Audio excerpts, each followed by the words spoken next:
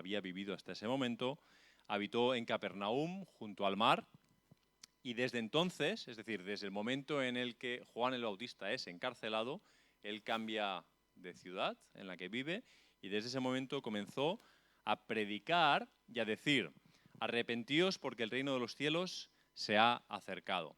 Esto, como os digo, está en Mateo 4, pero si lo miras en el Evangelio de Marcos, también aparece y está en el capítulo 1. En resumen, esto es lo primero que Jesús dijo cuando empezó a proclamar o a predicar públicamente. Fueron sus primeras palabras. En el Evangelio de Marcos la frase es: el tiempo se ha cumplido y el reino de Dios se ha acercado. Como os digo, cuando Jesús empezó a proclamar su mensaje, esta fue su frase más repetida de acuerdo a todas las cuentas que tenemos en los evangelios sinópticos. El reino de Dios se ha acercado. Con mucha frecuencia, cuando nosotros compartimos el evangelio o predicamos el evangelio, sea en un lugar como este, o sea en una cafetería o en un banco de un parque, cuando compartimos verbalmente el evangelio con alguien, no sé si os pasa que en vuestras mentes lo que compartís muchas veces tiene que ver, o cuando pensáis en otra persona, o si pensáis que os gustaría que la otra persona entendiera el evangelio, como vosotros lo entendéis, normalmente pensáis en salvación, en términos de salvación. Uno piensa: quiero compartirte el evangelio, quiero predicarte este buen anuncio, y lo que me gustaría que Dios te hablara, que lo entendieras, me gustaría que fueras salvo. Y lo cierto es que esa idea es correcta, pero es incompleta. Es incompleta y por lo tanto es inexacta. O, por lo menos, me atrevo a decir que Jesús no proclamó: la salvación de tu alma se ha acercado. Esa no fue su proclamación. Él no dijo: la salvación de vuestras almas se ha acercado. Lo que él proclamó fue: el reino de Dios se ha acercado.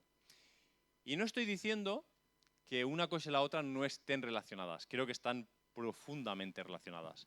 Pero os recuerdo que en el mes de marzo, en una serie que predicamos durante 3 meses que se llama Jesús, que la podéis ver en el canal de YouTube de la Iglesia, hay una predicación que la hizo nuestro amigo mexicano Osvaldo. ¿Recordáis a Osvaldo? Lo vais a ver pronto de nuevo, Osvaldo. Está a punto de venir de nuevo. Bueno, él predicó en marzo un mensaje que se llamaba El mensaje de Jesús. Y el tema central, podéis volver a ver la predicación si queréis, es que lo que él predica, el centro de su mensaje, es el reino de Dios. Es lo que Jesús proclamaba. Bueno, como os decía, es evidente que una cosa y la otra están relacionadas. Pero me gustaría que pensarais que en una cultura como la nuestra, en una sociedad como la nuestra que es altamente individualista, pensar en términos de salvación individual a veces nos daña o a veces nos confunde. Más hoy todavía que en el día en el que Jesús predicaba o proclamaba, porque cuando él lo hacía en una sociedad mucho más comunitaria. ¿Estáis todos bien? ¿Sí? No pasa nada, estamos acostumbrados, no pasa nada. En la sociedad en la que Jesús proclamaba, era una sociedad menos individualista, más comunitaria. Pero hoy día somos mucho más individualistas, y cuando pensamos en términos de salvación, incluso, decidme si no es cierto, que muchas veces pensamos en el luego, en lo de después. Es decir, la salvación es algo para luego. Si tú vas a ser salvo, es algo que sucederá después de tu muerte, o que la principal consecuencia tiene que ver con lo que pasará después de tu muerte. De hecho, muchas maneras de evangelizar tienen que ver con llevar a la gente a pensar en su muerte y después de su muerte, ¿no? Les preguntamos: oye, ¿tú has pensado alguna vez qué pasará contigo después de que te mueras? Y eso implica que pensamos en términos de salvación sobre todo en después, poco relacionado con el ahora. Y creo que con esta línea de pensamiento estamos olvidando una parte esencial de lo que Jesús estaba proclamando, de lo que él estaba diciendo. Os voy a recordar una frase de Jesús cuando le dijeron: enséñanos a orar. Y él le dijo: bueno, esta es la oración, ¿no? Y el Padre Nuestro. En esa oración él dice: venga tu reino. No vayamos a tu reino. Dice, venga tu reino, hágase tu voluntad, como en el cielo, también en la tierra. Es decir, Jesús no está predicando que la tierra se vaya al cielo. Lo que está predicando es que el cielo venga a la tierra. Y eso es diferente, son cosas muy diferentes. Su proclamación fue el reino. Y vamos a estar todo el mes de septiembre hablando de ese reino. ¿Sabéis cuál fue el principal medio por el cual Jesús enseñó sobre el reino? ¿Lo sabéis? Muy bien, Alan, gracias. Tengo a Alan aquí, la respuesta correcta. La respuesta correcta es parábolas. El medio principal por el que Jesús enseñó sobre el reino nunca fue un discurso. No fue un discurso al uso de lo que, por ejemplo, estoy haciendo yo ahora desde este púlpito, o al uso de un sermón como el Sermón del Monte, no, eran parábolas, historias, imágenes, comparaciones. Bueno, ahora veremos un poquito más. Y eso nos obliga este mes a hablar de parábolas. Si queremos hablar del reino de Dios, tenemos que hablar de las parábolas. Déjame que os diga unas pocas cosas sobre las parábolas hoy, solo hoy, para ubicaros. Primero, no hay consenso entre los expertos en cuántas parábolas hay. No hay consenso. Sobre todo, no lo hay porque no todo el mundo define exactamente igual lo que es una parábola. Si hablamos de etimología, lo que la palabra nos dice, parábola, significa literalmente echar al lado. Echar al lado. Una parábola es cuando Jesús echa al lado de algo, echa otra cosa, para que tú veas las dos cosas y puedas contrastarlas o compararlas, como una analogía, como una metáfora. Te dice, esto es como esto, o esto se parece a esto, y lo echa al lado, para que tú, que a lo mejor no entiendes esto, pero sí entiendes esto, puedes decir, bueno, si esto es así, entonces esto debe ser de esta o de aquella manera. Eso es lo que significa etimológicamente una parábola. Pero desde que Jesús vino han pasado más de 20 siglos y os sorprenderá quizás saber que durante 19 de esos 20 siglos, hasta solo hace unos 100 años, la Iglesia interpretaba las parábolas como alegorías. ¿Sabéis lo que es una alegoría?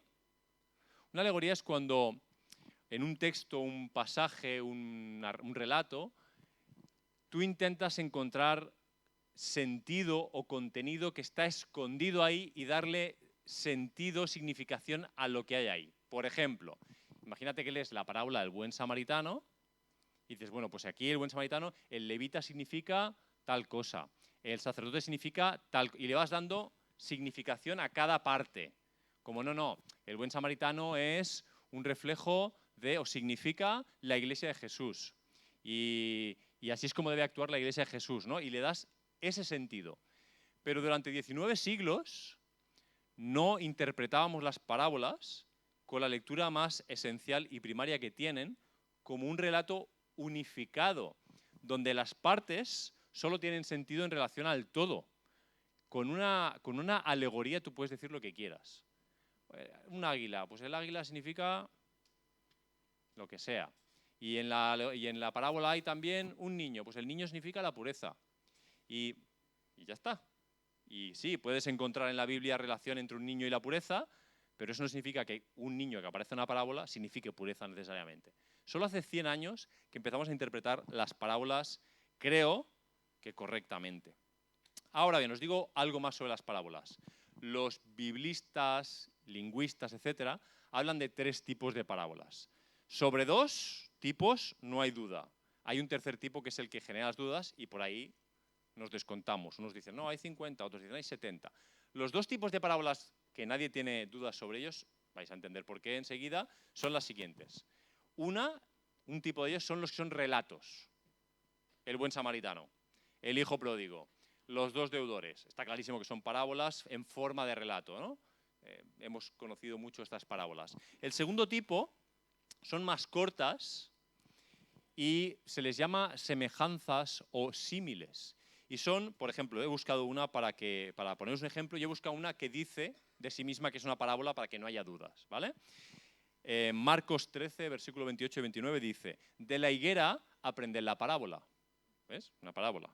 De la higuera aprended la parábola. Cuando su rama está tierna y brotan las hojas, sabéis que el verano está cerca. Así también vosotros, cuando veáis que suceden estas cosas, conoced que está cerca a las puertas. Está hablando Jesús de los tiempos futuros, de lo que está por venir. ¿Y qué hace? Pone al lado de los tiempos futuros, un tema complejo y raro, extraño, del que es difícil decir cosas, pone al lado una higuera, algo que todo el mundo que le está escuchando conoce. Llevan viendo higueras desde que nacieron y las ven y saben cuándo van a echar el fruto, saben cuándo se están secando, saben cuándo están... Y les dice, pues igual que leéis la higuera, tenéis que aprender a leer los tiempos, ¿no? Una parábola. Estas parábolas, no sé si te has dado cuenta, no es un relato. Aquí no hay ningún relato. Más bien lo que hay es una fotografía, un cuadro. Jesús te ha pintado un cuadro, te ha pintado una higuera para que tú la veas y viendo eso pienses sobre lo otro. Así que tienes los relatos y tienes estos cuadros. Y luego hay un tercer tipo de parábolas que son las discutidas, las más complejas, porque son normalmente una sola frase, un solo versículo. Son cortas, son lo que actualmente llamamos un aforismo o un tuit, si quieres, ¿vale? Si eres más de redes sociales, un tuit. Claro, no todo el mundo está de acuerdo en estas, a nivel literario, de que son o no son parábolas. No te voy a decir ninguna ahora mismo, porque en el día de hoy, en este rato, te voy a hablar de 3 de ellas. O sea, hoy vamos a ver 3, en 10 minutos. Prepárate, que voy rápido. Muchas de las parábolas empiezan con frases como ¿a qué compararemos el reino de Dios? O el reino de Dios es semejante a... Pero no todas las parábolas contienen de forma explícita el concepto, la idea reino de Dios, lo que no significa que no estén hablando del reino de Dios. Hoy nos vamos a acercar a varias de ellas, como os digo, y no dicen todas reino de Dios. Ahora, ¿cómo vamos a hacer este mes?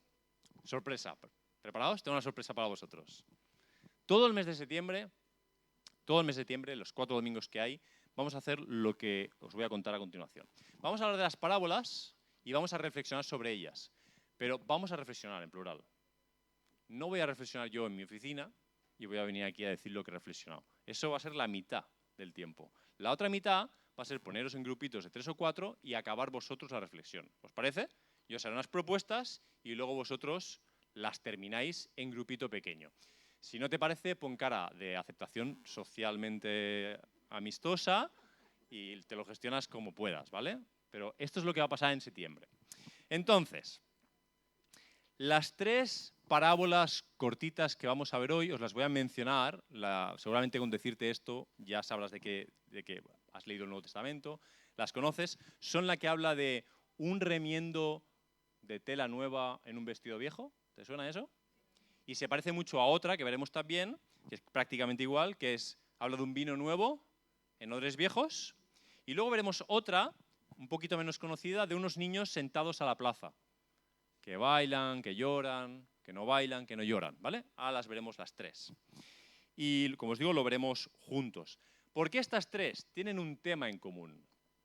¿Qué tema tienen en común? Las 3 están hablando de alguna manera de la llegada del reino de Dios y cómo nosotros aceptamos o no esa llegada o cómo nos la gestionamos.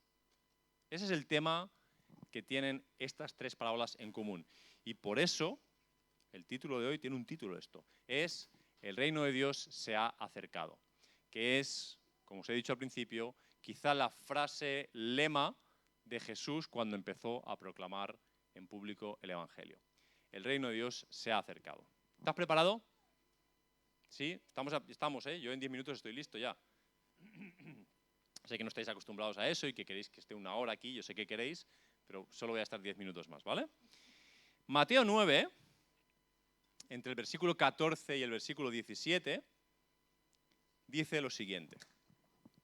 Llegaron a Jesús los discípulos de Juan, diciendo, ¿por qué nosotros, acuérdate de Juan el Bautista, tenía sus discípulos, estos se acercan a Jesús y le dicen, ¿por qué nosotros y los fariseos, 2 grupos de personas diferentes, ayunamos, pero tus discípulos, Jesús, no ayunan?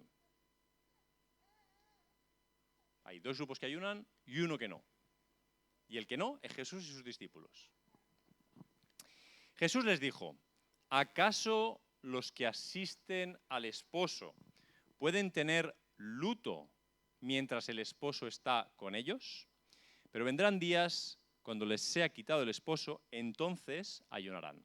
Déjame que te diga unas pocas cosas hasta aquí. Lo primero es que el texto parece hablar del ayuno. Y sí, habla del ayuno. Pero el ayuno no es el tema principal de este texto. Aunque podemos aprender cosas sobre el ayuno en este texto. Cosas como, por ejemplo, que no siempre hay que ayunar. Hay momentos en los que está el esposo y no hay que ayunar, porque no es el momento. Pero también es cierto que el texto dice que hay otros momentos en los que el esposo no está y habrá que ayunar. Con esto hay para todos. Los que dicen que el ayuno es innecesario, creo que se equivocan a la luz de este texto. Los que creen que el ayuno es para todas las ocasiones y para todas las causas, creo que también se equivocan a la luz de este texto. Hay momentos y la única manera de saber cuál es el momento es relacionarse con el esposo. Si el esposo está presente y estamos de bodas, no es un día de ayuno. Si me vas a decir que ayune contigo un día en el que me han invitado a una boda, voy a declinar tu oferta con una sonrisa, pero no voy a ayunar ese día. Los judíos conocían muy bien cómo interactuar con sus fiestas. Si lees el Antiguo Testamento, descubres que hay varias fiestas y que todas las fiestas que tienen, el impulsor de la fiesta es Dios. El que ha creado la fiesta, el que ha originado la fiesta, es Dios. Y podemos aprender una cosa importante sobre cómo hacían fiesta los judíos y cómo la hacemos nosotros. Porque a veces sancionamos nuestras fiestas, las actuales, las fiestas culturales que tiene nuestra sociedad, por su temática. Pero el problema central de nuestras fiestas hoy día es que no tienen sentido. Cuando los judíos hacían fiesta, lo hacían porque Dios había establecido una fiesta porque había algo importante y significativo que celebrar. El problema es cuando sales de fiesta y no tienes nada que celebrar. Entonces lo que haces es tu actuación en la fiesta es completamente irreflexiva o irracional. Haces lo que haga la gente, lo que sea, porque en verdad no estás haciendo nada para celebrar nada concreto. Normalmente, incluso en nuestra sociedad, la fiesta en nuestras mentes significa no trabajar. Y estamos confundiendo las cosas a un grado ya profundo. Porque lo contrario no de trabajar no es fiesta. Lo contrario no de trabajar, la fiesta cansa. Lo contrario no de trabajar es descansar. El descanso es lo que Dios establece versus el trabajo. De hecho, las fiestas son un momento en los que te cansas de fiesta y luego descansas. No sé si tú has salido de fiesta alguna vez. Es muy cansado. Aunque sea de tardeo, da igual. Es muy cansado salir de fiesta. Y después tienes que descansar. Tenga la fiesta o no propósito. Pero las fiestas de los judíos siempre tenían propósito. Y de hecho, tenían en su cultura la cosa tan establecida que cuando un judío tenía una boda, estaba eximido de sus deberes religiosos, por ley. ¿Qué hacía un judío de bien? Pues oraba sus 3 veces o sus 5 veces al día y decía esta oración o la otra y tal. Pero cuando estaba de boda, eso no pasaba, no sucedía, porque la boda es un evento significativo, es una fiesta establecida por Dios en la que alegrarse de algo. Y si tú quieres alegría, necesitas comida y bebida. Alegría sin comida y sin bebida no es alegría, hermanos. ¿Lo sabéis eso o no lo sabéis? Eso es otra cosa, pero no es alegría, no es lo mismo. Eso es bíblico, ¿eh? Mi opinión es que es bíblico, eso es así. Bueno, sigo. Así que estos discípulos de Juan no están entendiendo que es tiempo de fiesta. Y es curioso porque ¿sabéis cuánto tiempo estuvieron los judíos esperando al Mesías? Siglos. Siglos. No es, oye, nos vemos la semana que viene, tal. Es tan difícil, no hay palabras que yo pueda usar para intentar transmitir la sensación o causar un impacto en ti de lo que es una espera. Te puedo decir la espera de toda tu vida, pero no tiene sentido.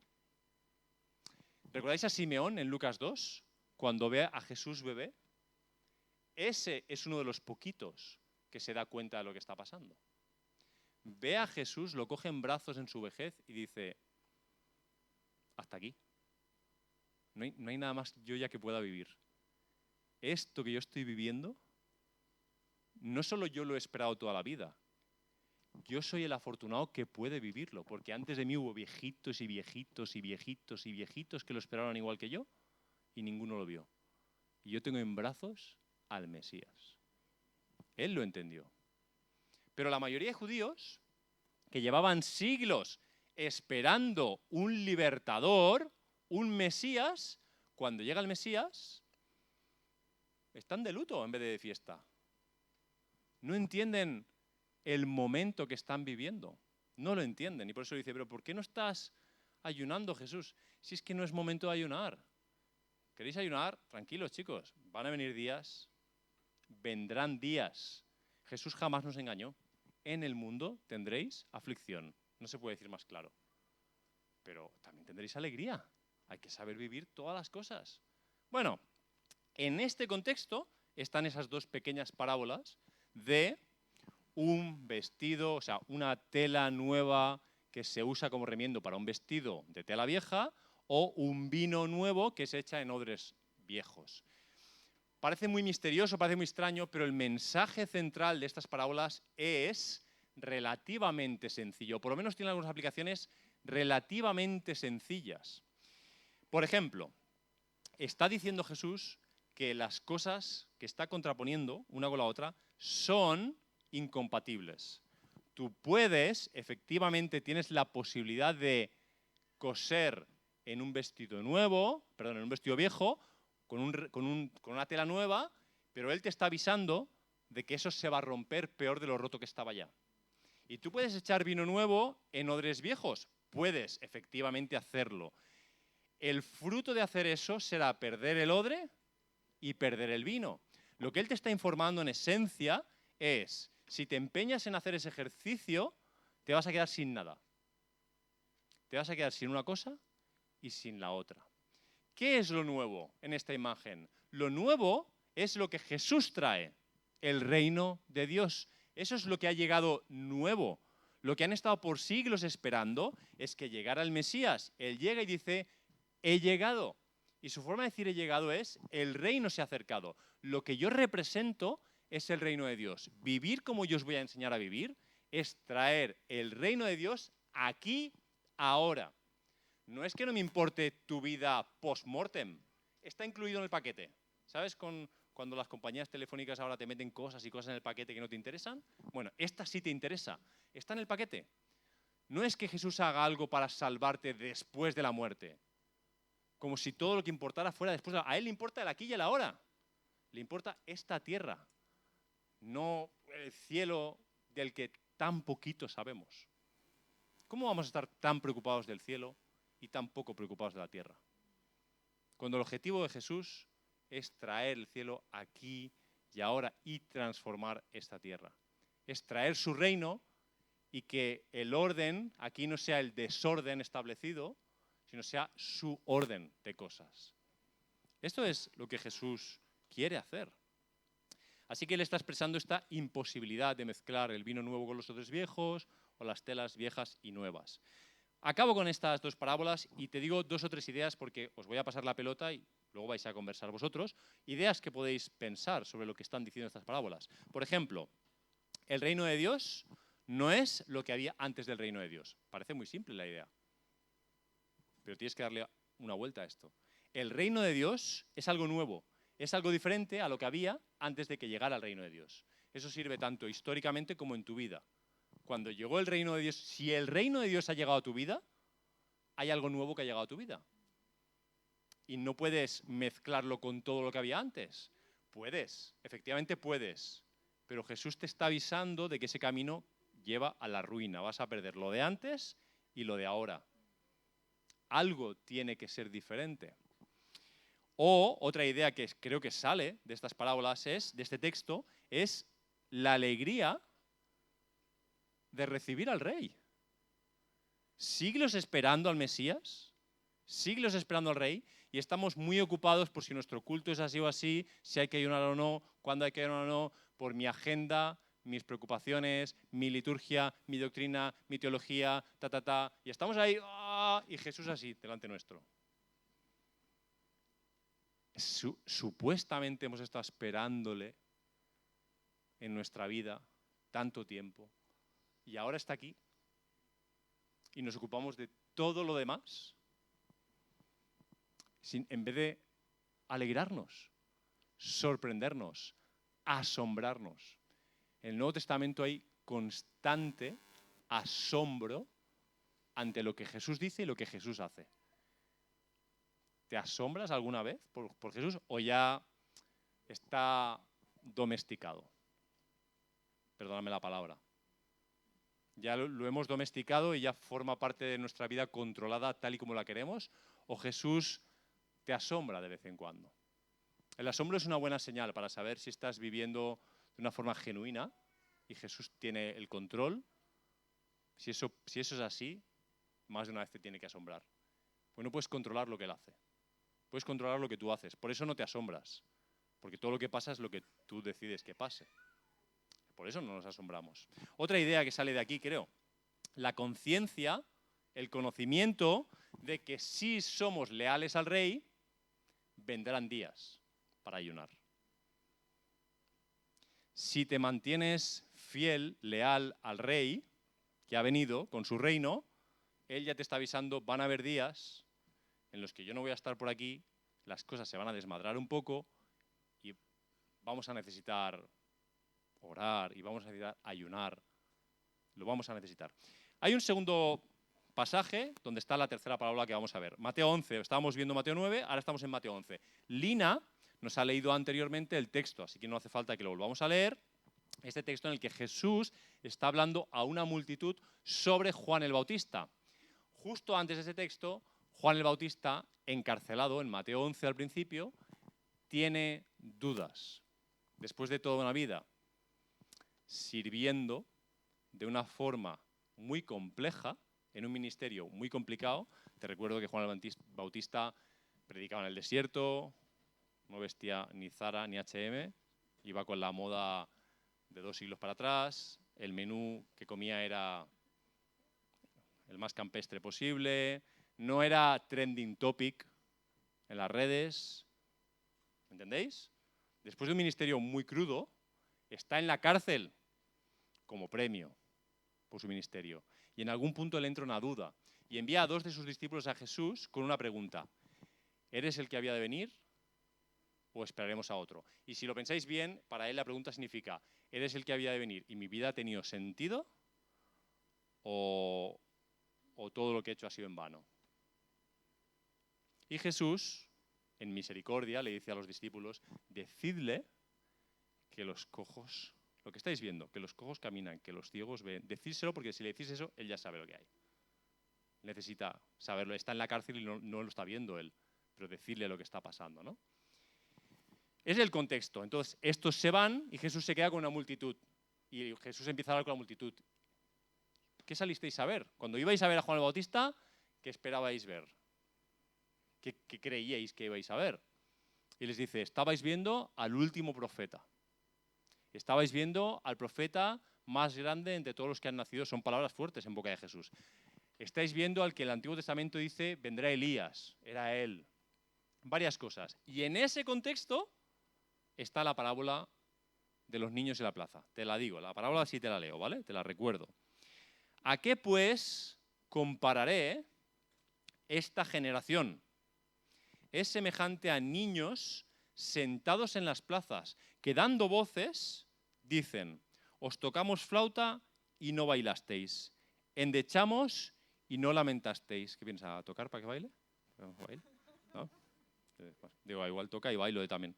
Os tocamos y no bailasteis, os endechamos en un momento de luto y no lamentasteis.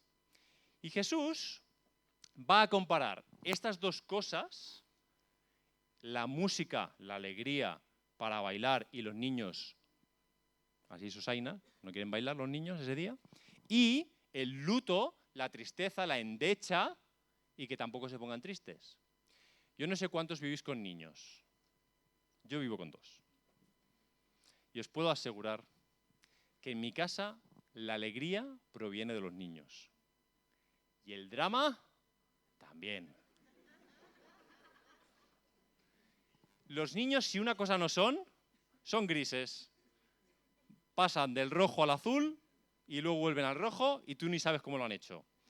O hay alegría o hay drama. Pues estos niños están en la plaza y son unos sosos. Son los niños más sosos que ha registrado la escritura. Y les tocan música y no bailan. Y les endechan, una palabra que para nosotros está, pero tristeza, luto y apáticos. Esa es la palabra. Son apáticos. No reaccionan ni a lo bueno ni a lo malo. Les da todo igual. Y Jesús va a comparar esas 2 situaciones, acuérdate lo de parábola al lado, ¿no? Con Juan y con él. Jesús es muy listo. El alegre es él. Ya te lo digo. Juan es el tristón. Pues claro, vete tú a predicar al desierto, solo, sin apoyo económico, sin ministerio ahí que te envían, tú envías un mail y te envían dinero para hacer tu ministerio, sin ropa nueva, siempre hay con cualquier cosa, comiendo cualquier cosa o no comiendo, ayunando constantemente y predicando en el desierto a quien quiera venir a verle, ahí al desierto. Y su generación, ¿qué dijo de él? Demonio tiene. Eso es lo que dice el texto. Que la gente le miraba y decía, este tío está zumbao. Solo un demonio puede tener, ¿sabes? Se parece al de Lucas, creo que capítulo 8 o capítulo 5, no estoy seguro ahora. A ese endemoniado que está por ahí en los lugares solitarios. ¿Quién va a estar en lugares solitarios predicando al viento? Un zumbao que está endemoniado seguro. El tristón. Le endechamos y nos entristece. Pero viene Jesús y es casi lo opuesto.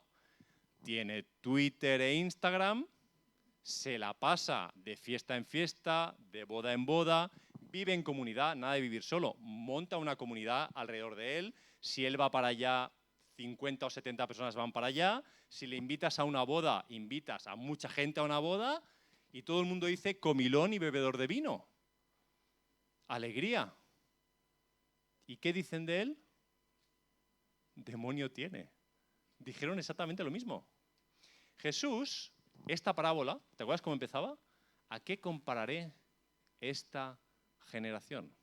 Aquí la comparación es esta generación y estos niños.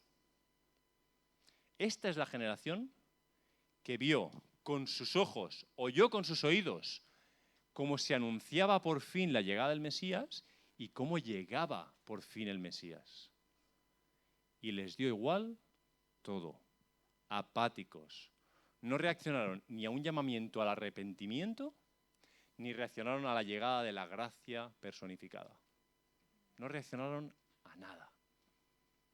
Esta es la intención de esta pequeña parábola de los niños. El texto de fondo, si uno mira siempre el contexto ayuda, si te vas al versículo 6 del capítulo 11, justo en lo que te estaba contando ahora, que Juan envió a preguntar por Jesús y los discípulos volvieron, y al final de eso, al final de ese momento, dice que Jesús le dice a los discípulos que le digan, decidle que bienaventurado es todo el que no se escandaliza de mí. Porque en el fondo de todo lo que te estoy hablando, el tema es que el reino de Dios ha llegado y cuál es tu reacción a esa llegada, a la llegada del Mesías. Si eres como esos niños o si estás intentando quizá apañar con un trozo de tela de lo que traías tú ya de antes porque no te apetece. Compañeros de vídeo, si podéis ponernos en la pantalla